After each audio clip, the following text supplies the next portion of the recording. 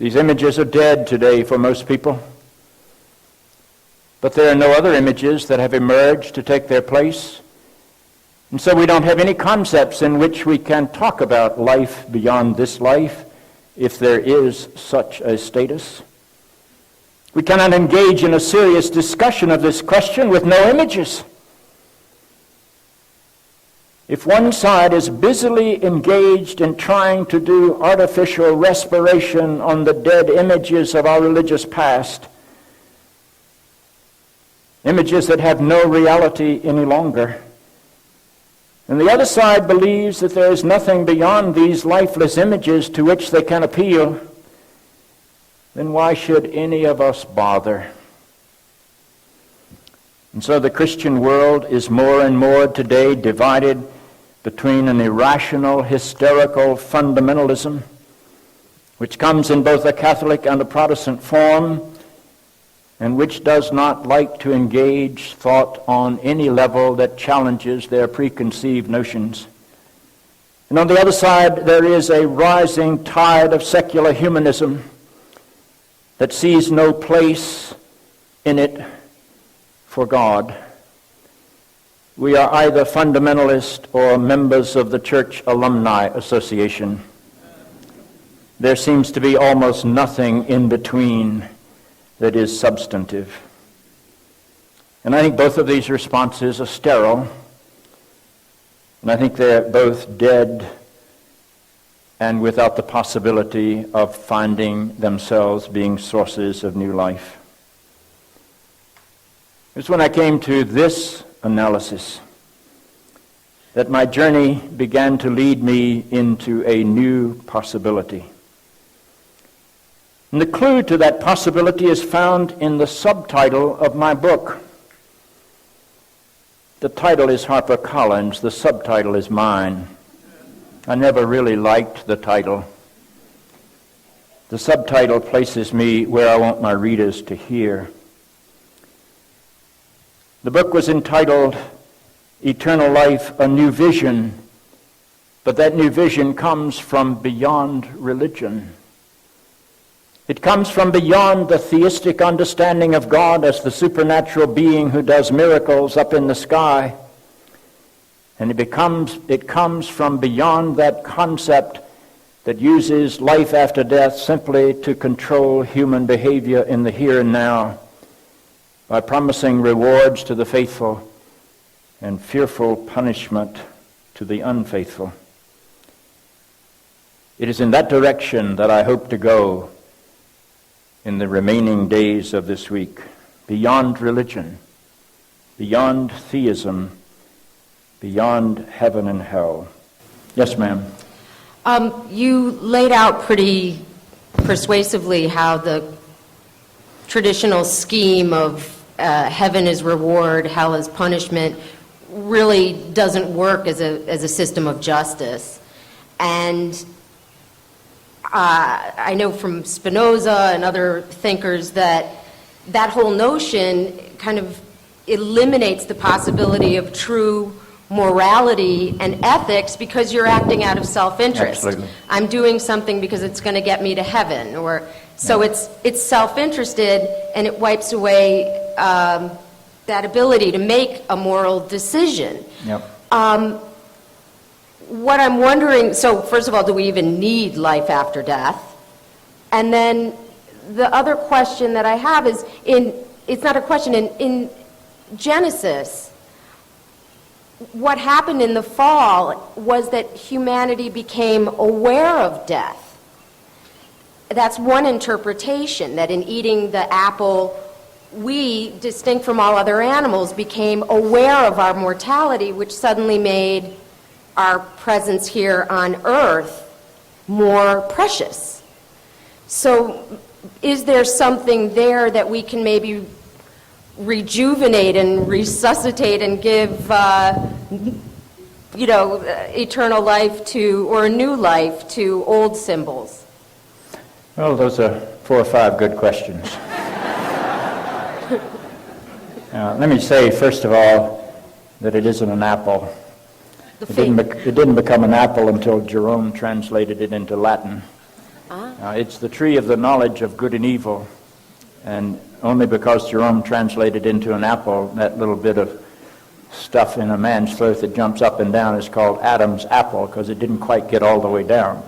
So that's just to bring biblical scholarship back into the room.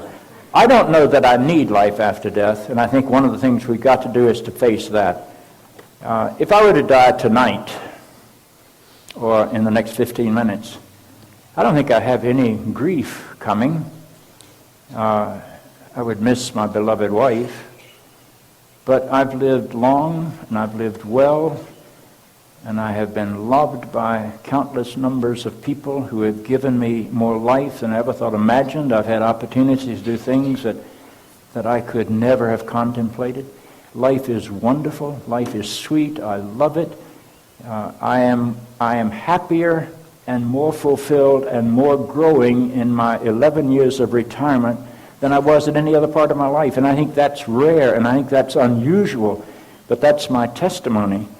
Now, so I don't speak from a point of view of somebody who's getting older and sort of needs to cram for finals.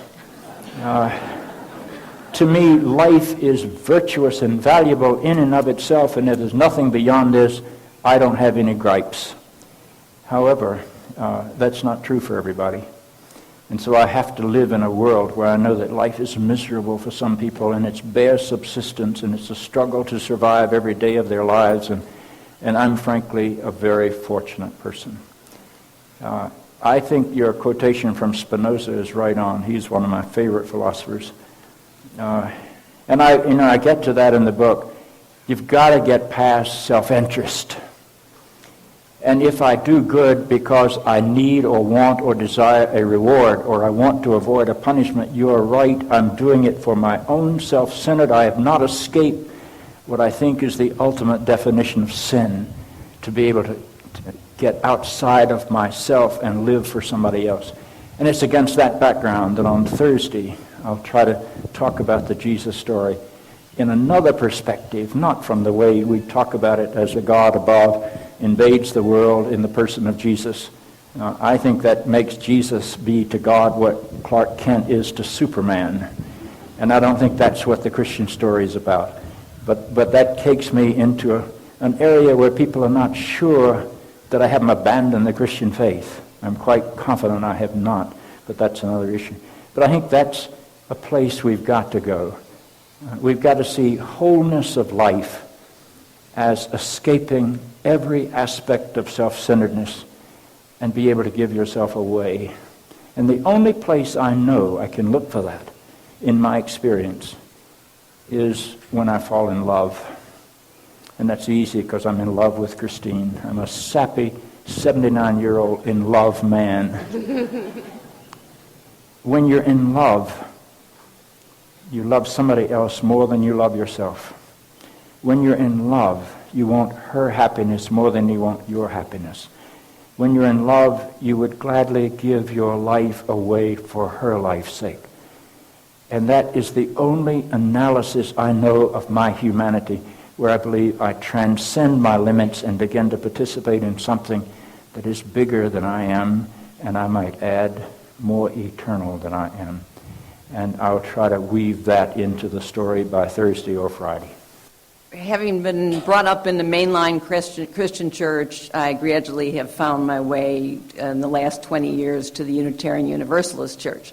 So everything you spoke to, I just found myself nodding. You know, in fact, I usually take notes, and I wasn't taking notes because I just agreed. You've already gotten there. I agreed with everything you said. And now when you bring up John Robinson, and honest to God, it was a student minister in the Presbyterian Church in Buffalo that introduced us to that book, which, you know, certainly, I mean, you know, it's just wonderful. And when I also agree with just what you said to the minister in terms of, you know, we don't have to give people answers. I'm not a minister, but I find myself with a lot of people who I've was in the first class of hospice. They want the question. Okay, I'll give you the question. You've done the preamble. The question is, I use God language. I have a very broad view of God. And I just wonder if you use God language, or if that's in the next lectures, or...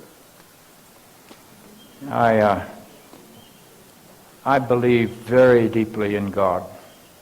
I am an unapologetic Christian, but I define God not very traditionally. But I don't think anybody can define God. People say, do you believe in the Trinity? Unitarians like to ask that question. Do you believe in the Trinity? I answer that by saying, I am a Trinitarian, but I don't think God's a Trinity. And they look, what the hell are you talking about? Well, I experience the holy as other. I experience it as depth. I experience it in the lives of other people. That's the Trinity to me. But I'd never say that God is a Trinity, because I don't think the human mind can ever define the mystery of God. God might have 16 sides, but I only experience 3 of them. So I think there's certain arrogance whenever we say that God is anything. I think all we can ever say is, this is the way I believe I experience the holy. And then we have to say, and I might be delusional, because I think it's always a possibility. And I've worked in mental institutions, and there's an awful lot of God talk in mental institutions. And there are a lot of people that are quite sure they're God. And when somebody who's convinced that they're God tells you to go to hell, they mean it. That's not just a mild oath. So, but see, I don't think God's a unity either. I don't think I could say to my Unitarian friends, God is a unity, you guys are right, because I don't think the human mind can say what God is.